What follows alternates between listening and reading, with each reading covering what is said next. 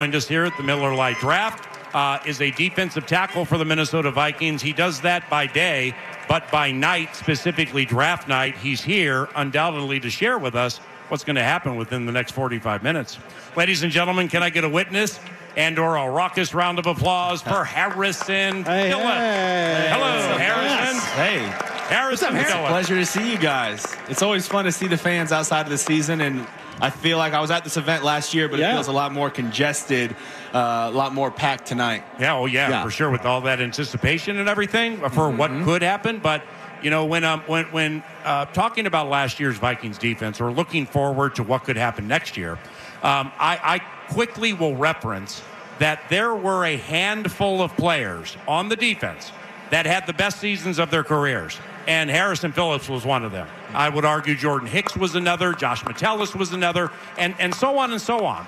So it's with that new Brian Flores defense, I think it's fair to say, hey, I saw Mike Evans in here. Hey, I was at Philly. Hey, I saw Keenan Allen. But did you see the next 3 months after that? And then legs get tired at the end. Maybe it's a 7-win team.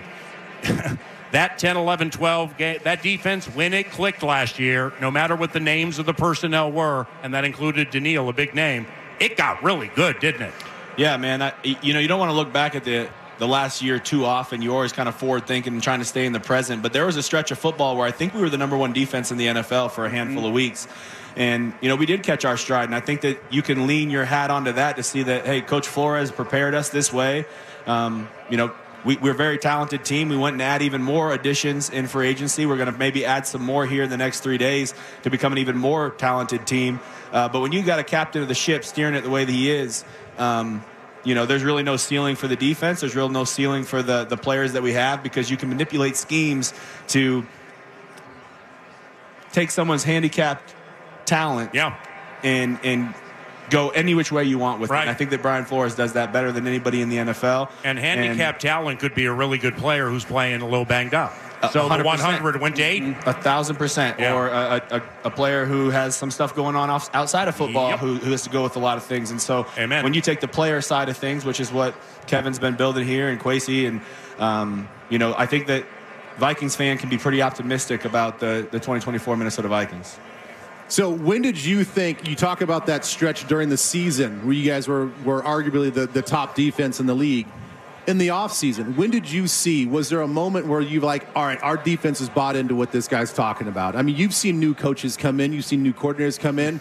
There's a little bit of coach speak with everything, right? 100%. But until there's actually philosophy that you guys understand, guys are buying in. Was there a moment either during OTAs, mini camp, training camp, where you're like, oh yeah, we're bought into what he's selling? Yeah, I think that it was two-phased, right? In OTAs and in mini camp, when we're not going 100%, and even in training camp, Garrett Bradbury is one of my best friends, so I'm not going to go 110%. When I have a chance to clean him up, I'm not going to. I'm taking care of my guy. That's great.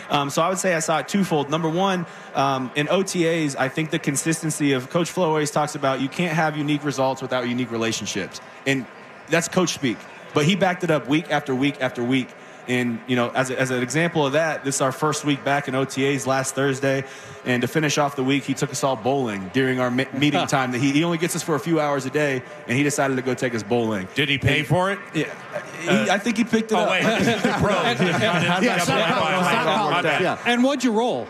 Oh, I was the scorekeeper. We went to an old-fashioned place that didn't have a digital one, so they leaned in on the Stanford guy to make sure that I was scoring the right way. Yeah. But so I think that in OTAs, we actually did build that trust and chemistry that, like, we are going to be a one defense. We're going to have joy in the way that we play, and we don't really care what's going to go on outside of this. How the offense is performing, what the record shows. We're going to control what we can control and play some damn good football. And then when you get to training camp, I think the second time we kind of bought in was around joint practices, when we saw all the things that he was talking about, the violence, the tackling, the takeaways. We couldn't really do that against our own guys, but when we got to those joint practices, we had some damn good joint practices. And I think that was kind of what catapulted us through a few roller coaster games in the beginning, but we caught right back where we're hoping to pick up this year. All right, Charchie. The defensive line has got a lot of moving parts on it from where it was last year, and I'm sure you've thought about the fact that you may be lining up next to different people than you did last season. Yeah. Just tell me about where the defensive line is right now, where you'd maybe like to see it get better. What can we do better? What kind of personnel would you bring in? What kind of things can this team do better over these next 3 days to improve that defensive line? Yeah, I think we want to talk about depth first and second. So if we go ahead and get a few defensive tackles, or take a few even after the draft as undrafted free agents in an Ivan Pace situation, I think that we would absolutely love to add as much depth as we can. You alluded to it earlier. Down the stretch in the season, you get banged up. You have a lot of snaps under your belt. We want to be platooned. Yeah. We really want to be a platoon unit where you're getting fresh as often as you can. And when you talk about the type of player, in this defense, there's a lot of lateral movements that we have to do due to full line stunts and things like that. So you want to have a guy who has enough first step quickness that can take a lateral step, and when he reads its pass, get vertical enough to have some interior disruption. And that's kind of difficult. You're speaking out of both sides of your mouth when you're saying, hey, no matter what happens, you cannot get reached. You have to get out here. Mm-hmm. Oh, but by the way, it's a pass play. All your momentum should be going that way. And so if you look at the additions that we made, I think we have 3 in my room specifically. Man, there's some twitchy athletes. We're only running around doing some stuff, and all 3 of the guys that we have look like they filled that void really, really well. And again, you talk about Flo's best things he does is take some players and have career years out of them. Yeah. You mentioned we had a handful last year. I think those guys he brought in, maybe they're not completely household names in the NFL world quite yet, but after a season in this defense, I think you'll know them very well. All right, let's wrap it up with Harrison Phillips, defensive tackle for the Minnesota Vikings. Ben Lieber. Well, I'm just hoping that you can maybe give us some perspective. I think all of us here, the thousands that are here, the thousands that are listening at home, we're all thinking and hoping that a quarterback will be selected by the Minnesota Vikings, right? We don't know which one. That's up for their evaluation. Picking him for info.